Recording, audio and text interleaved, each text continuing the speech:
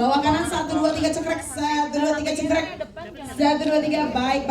Oke, sekarang boleh aku minta ke area yang tengah tapi sebelah kiri dulu. Kiri yang tengah nih. Iya, kiri tengah dulu. Oke, 1, 2, 3, 1. Oh, jadi tidur di teras rumah kayaknya ya.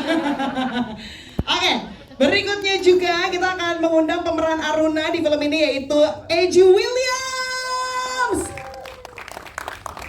Ini dia nih bestie aku yang medok tapi ya. Wajah boleh jaksel tapi wes ambiar pokoknya kalau dia ngomong ya.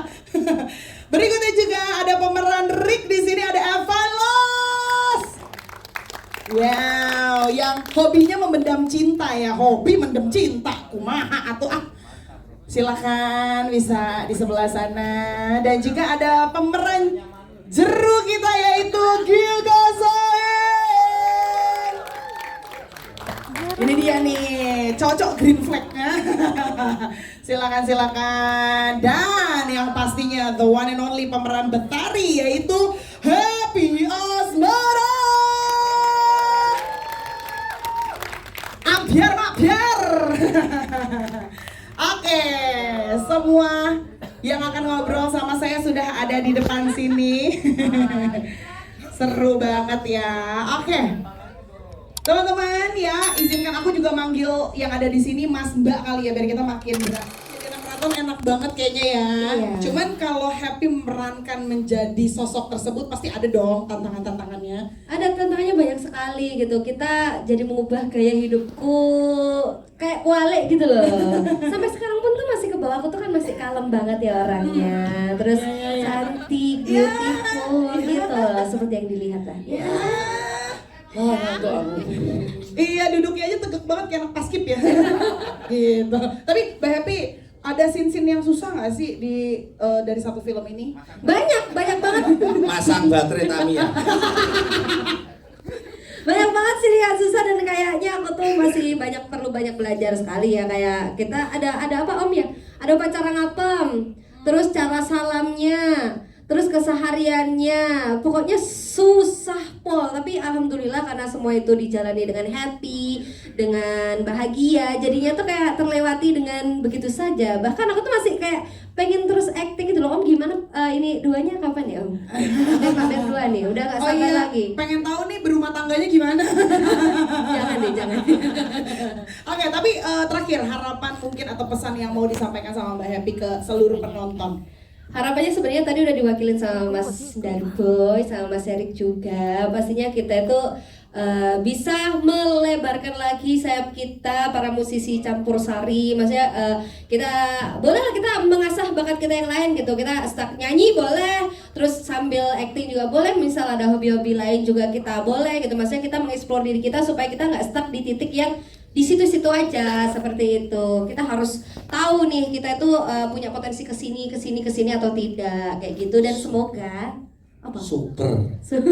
dan semoga film ini bisa diterima di seluruh kalangan masyarakat, seluruh genre musik, nggak cuma campur sari. Dan karena balik lagi campur sari adalah ciri khas dari negara kita Indonesia, jadi kita akan setinggi-tingginya gitu. Jangan juga ada alasan ketika orang ibaratnya Sunda, aku orang Sunda gak bisa bahasa Jawa. Tenang, ada subtitle. Kalian nonton drakor emang tahu bahasa Korea, tapi 3 hari berturut-turut tanpa tidur kalian apa jadi ikuti. Itu jokesku mau pakai terus. Ora. Aku yang mikirin itu. Ya pokoknya kita bisa karaoke nanti karena nanti bakalan ada liriknya di sini. Kita bisa nonton film tuh nggak bete-bete. Biasanya kita nonton film cuma gitu, tapi di sini kita bisa sambil joget, kita bisa sambil karaokean karena udah ada subtitlenya juga, udah ada liriknya, udah ada musiknya. Jadi fun sih menurut aku. Dan benar omongan dari Mas Daru ini adalah apa Mas Kemo jarimu apa? Nganu pertama karya dari Pak Didi kan punya apa itu Sobat Amir loh. Sobat Amir. Terus ini yang di generasinya Mas Gilga, Happy. Ini adalah film pertama yang masuk bioskop. Dan kami juga bangga sekali jadi bagian dari generasi dari almarhum Pak Didi di Kemang. Wih, luar biasa.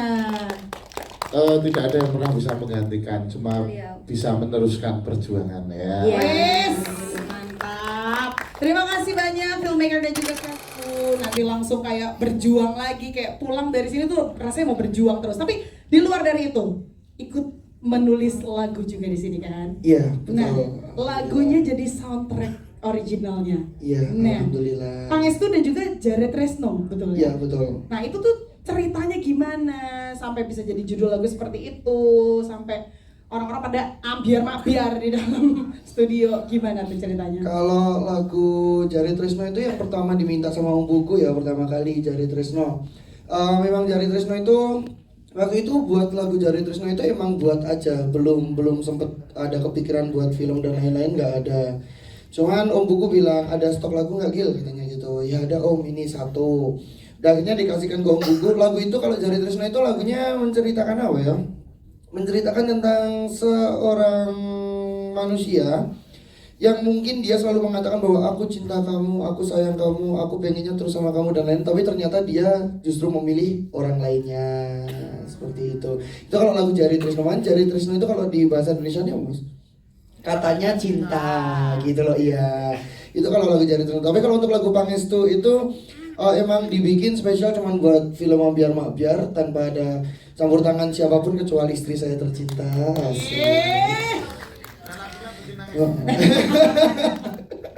Jadi lagu Pangestu itu dibikin waktu itu Om Buku bilang, Gil pokoknya aku minta kamu bikin lagu yang sesuai sama film ini. Terus dikasih skripnya, baca di skripnya intinya filmnya seperti ini, dan kita harus merangkum cerita yang sebanyak itu menjadi lagu yang cuma 5 menit. Yang bikin kepikiran deg-degan itu, jadi dari filmnya itu kayak kita itu ceritanya seperti apa, dan sepanjang itu kita harus jadiin cuma 5 menit. Akhirnya udah nulis liriknya, ngasih tahu ke istri, katanya cocok udah rekaman, ngasih tahu ke Om Buku udah cocok rekaman. Ternyata setelah lagunya terrealisasi, udah jalan, istriku baru bilang ada satu lirik yang dia tuh benci banget sama lirik itu, kayak nggak pas gitu loh. Yang mana? Nah kalau pengen tahu nanti nonton filmnya. Ya sayang ya, apa sih benci atau apa sih? Iya. Masuk suka aja gitu loh, kayak ganjel aja bagi aku. Ada satu kata pokoknya. Oke. Jadi itu emang sampai sekarang, dan istriku bilang itu kenapa sih nggak diganti aja? Aku bilang nggak ada kata lain yang bisa menggantikan itu, maksudnya nggak ada kata yang pas lagi buat gantiin itu. Tapi itu mantan mesti. Oke, apa ini? Justru aku nyuruh dia buat ngingat-ngingat mantan supaya dia jadi. Ya, tapi serius di lagu itu ada satu kata yang setiap dia dengerin lagu itu tuh selalu dia itu bilang kenapa sih harus pakai kata-kata ini gitu. Itu yang di Pangestu? Di Pangestu. Oh. Itu cuman satu kata kok ya, satu kata ya. Gak apa-apa kali spill aja, orang udah pada nonton ini. Soalnya kalau dua Enggak, kata jangan. nanti. Oh iya jangan deh. Kalau dua kata soalnya gila saja. Enggak, tapi serius.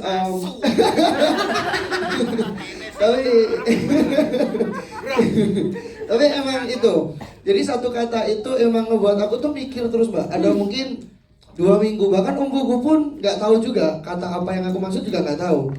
Tapi emang cuma satu kata itu tuh bikin aku tuh mikir terus, kenapa kok harus satu kata ini yang menurut dia aneh gitu loh. Oh gitu. Ya, soalnya itu diganti sama kata-kata lain nggak bisa sama sekali. Dan itu cuma satu kata, dia pendek banget. Jadi penasaran doang nih. Serius itu cuma satu kata dan pendek banget. Mungkin nanti dengerin dulu lagu Pangestu, boleh ditebak. Ya enggak lah. Ya enggak 2 huruf apa? Enggak 2 huruf saya. 2 huruf mau tak ganti 4 huruf. 4 huruf. Oh iya. 4 huruf. Oh, 4 4 huruf. huruf. Dia Mendatar punya 4 menurun huruf. nih, mendatar menurun. Enggak, itu bukan. Makanya itu. Tapi serius di pembuatan lagu ini overall seneng banget karena Om Buku selalu mengapresiasi seluruh cast-nya itu dengan kayak excited banget, kayak Gilga kamu keren banget, Gilga kamu bisa peran ini gini. Kayak ke Mas Ivan mungkin, Mas Ivan luar biasa kamu Ivan gini kayak gitu. Tapi kalau ke Mas Eri kayaknya nggak dipuji sama sekali. Aku nangis tuh gini, dari tadi aku tak menahan. Aku tuh kayak almarhum Judi Kempot tuh menyaksikan karya ini kan apa? Di akhir hayatnya itu pas syuting terakhir itu kan ngobrol sama aku sambil ngopi le. Kan bayang kira lagu campur sariki iso dinikmati nanti luar negeri. Terus aku lagi nonton film Bohemian Rhapsody lho, itu nonton. Nah, aku yakin ketika film beliau tayang semuanya akan joget dan nyanyi di dalam bioskop kan belum pernah ada. Dan waktu itu corona, beliau meninggal dunia, semuanya itu sirna. Dan sekarang saya terima kasih banget, terutama untuk PHBN Studio Universal Cinema. Ini tuh cita-cita almarhum Didi Kempot tuh ya ini, gitu loh.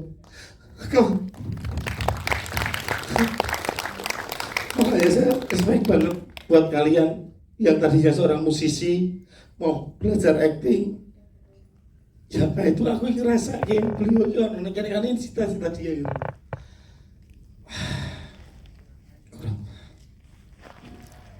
Makanya itu tadi kan, lah apa deh kok gue pengen wong joget dengan Campursari. Selama ini lagu dangdut Campursari itu dinilai kuno, dinilai Gen Z ora gelem.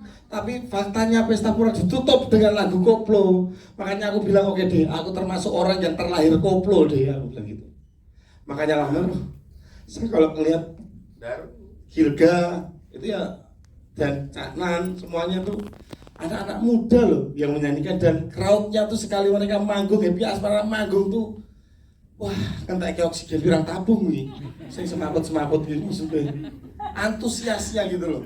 Makanya sekarang untuk ini pesan ke semua genre musik sih, kalian anak rock boleh, kalian anak skena apapun boleh, tapi tolong hargai film ambiar walaupun Campursari Dangdut. Tujuannya satu, biar semua musik tidak ada mengkotak-kotakan. Itu aja sih saya, terima kasih.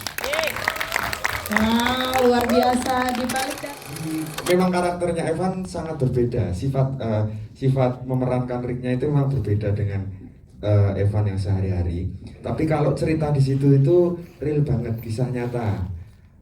Apa sih? bisa aja nanya-nanya sengaja. True story, maksudnya true gitu. Jadi itu real banget. Maaf ya, emang medok banget Evan, susah kalau ngomong bahasa Inggrisnya itu. Jadi jauh sebelum ada wacana tentang film ini, di sela-sela pas Evan kebetulan manggung di Jakarta itu Om Puguh datang ketemu sama Evan. Jadi dia itu ngobrol-ngobrol, ngopi. Evan disuruh bercerita tentang pengalaman bermusiknya Evan dari nol sampai sekarang seperti itu. Kemudian Evan bercerita saja, tapi di pikirannya Evan ya hanya sekedar seperti kayak bapak sama anak ngobrol, nggak taunya ditulis lah.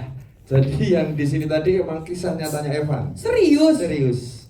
Jadi kalau hubungannya Evan dengan bapak itu plek seperti itu. Bahkan teman-teman kalau tahu itu, mungkin yang baru tahu Mas Erik kayaknya, wajah bapak saya itu mirip.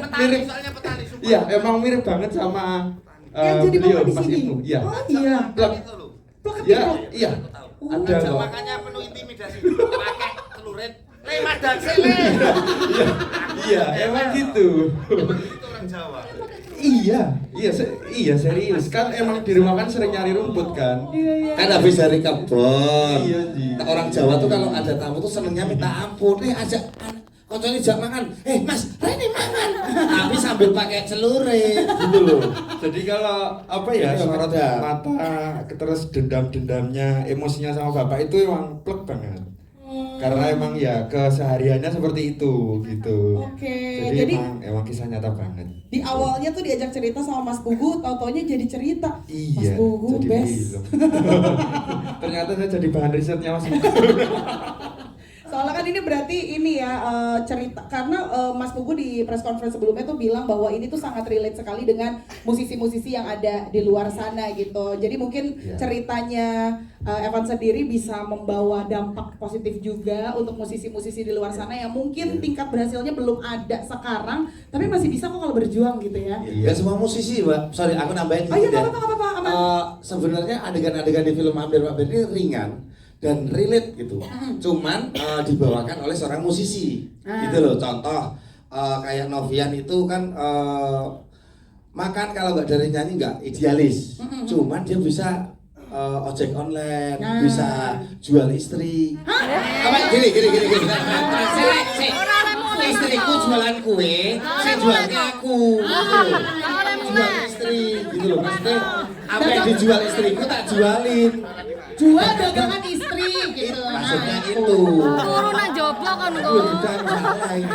Ajar, Pak. Mas, aman. Turunan Jadi jopo. gitu. Makanya karena kalau seniman idealis, maaf, miskin, serius. Kamu dulunya apa? Konter handphone kan? Ya, Nah, nyeles. Neles. Iya. Kamu apa? Pecadot.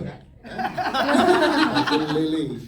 Serius, Mbak. Nah, itu emang benar-benar aku minta sama produser sama sutradara, kali ini aku minta karakter Erik Estrada pertama kali di film ini aku ingin menjadi diri sendiri, padahal itu nggak boleh sebenarnya. Harus jadi yang ada di situ. Iya. Akhirnya dibolehkan, ya alhamdulillah. Makanya ada juga di dalam proses pembuatan waktu itu ya Mas Erik ya? Iya. Oh, oke. Ih, keren. Enggak keren. Enggak, soalnya banyak yang relate juga di sini kan kalau misalnya pulang telat disuruh tidur di teras kan? Nah, yang istri-istri gitu kan kalau beseknya nggak 5 disuruh pulang lagi kan? Cari makan. Turunan jopo. Aku enggak, aku tuh tipe orang yang beneh banget sama suami. Allah. Jadi pulang telat aku tetap aku ini kelonin juga. Apa? Iya. Itu dalam Jogja emang dino yuk. Melu. Mas Mbak Epi kurang satu, sebenarnya kurang tambahan belakangnya. Aku tetap kelonin kalau transferannya masuk. Sebenarnya salah Mas Daru pertanyaannya. Aku nggak pernah pulang telat. Kalau emang pulangnya telat itu juga sama dia. Dia ikut terus soalnya kemana-mana. Oh pantesan gak tidur di Gitu. teras. Aman aja semuanya ya. Dari Evan mungkin ada yang mau ditambahkan lagi? Kenapa dikit lagi boleh ya? Diam-diam, pinter banget loh dosen loh. Iya, diem-diem Keren loh, makanya. kan di film ini di dosen. Iya, aku dosen S2 tapi diem-diem aja. Iya, diam-diam aja. Tetap aslinya mah ini backing vokal. Makanya. Tapi Angie, di film ini ya di Ambiar Mak Biar itu kan karakternya Aruna tuh punya perasaan nih buat Rick ya. Walaupun dipatah-patahin mulu ya tadi kita kayak udah ya. Udah aduh, rasanya pengen kesana kayak Rick enggak kok nggak kayak gitu, nggak kayak yang lo lihat gitu. Emang waktu rasa yang tepat di waktu yang salah. Nah, itu. Tapi boleh dong diceritain mungkin pembangunan chemistry-nya gitu sampai jadi nih sama Rick di dalam film ini gimana tuh? Aruna sama Rick itu tuh udah meant to be. Jadi walaupun di filmnya mereka susah banget buat nemuin waktu buat ngomongin perasaannya, tapi di akhir cerita Aruna sama Rick itu emang udah ditakdirkan untuk bersama. Jadi buat Angie sama Evan buat bangun karakternya kayak kita cuma ngobrol, terus karena emang Rick dan Aruna ini meant to be, akhirnya jadi gampang aja gitu ya nggak sih? Tapi kayaknya untuk mencintai Aruna gak butuh belajar kok. Gimana nih cinlok nanti? Itu diajar. Enggak ya gitu sih. Kalau buat bikin Aruna dan Ricknya hidup ini, kita ya udah cuma ngobrol terus enaknya digimanain ya gitu.